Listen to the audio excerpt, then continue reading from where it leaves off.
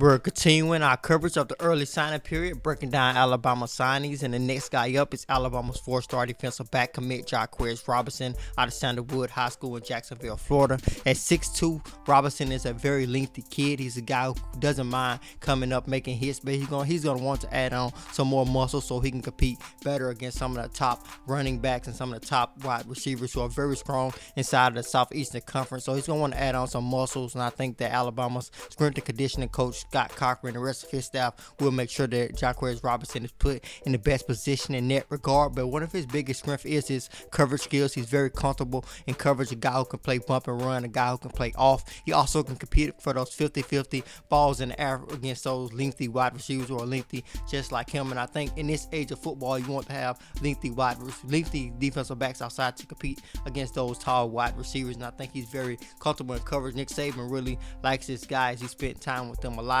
doing his visits and recruiting him throughout this recruiting cycle. Jahquez Robinson will sign to the University of Alabama today, as he has already signed, but he will actually enroll into the University of Alabama today, and hopefully he'll be able to compete in bowl practice for Alabama, basically getting his feet wet, seeing what Alabama football is all about before many of the other Alabama commits who will enroll in January. So Jahquez Robinson could get a leg up on the competition at the defensive back position during the time he gets a chance to enroll early, actually enrolling today. So Jahquez Robinson is a good pickup for Alabama in the secondary, as they have made a good push in the secondary in the 2020 recruiting class, landing 4 guys at the moment among the defensive back group. So Jahquez Robinson, as I said, his biggest strength in my opinion is his coverage skills. No one wanted to throw the ball to this guy during his senior season. That's one of the reasons he did not really have any explosive highlights or not any interceptions, because no one wanted to test him on the back end. But he's going to want to add on some more muscle. So Alabama is getting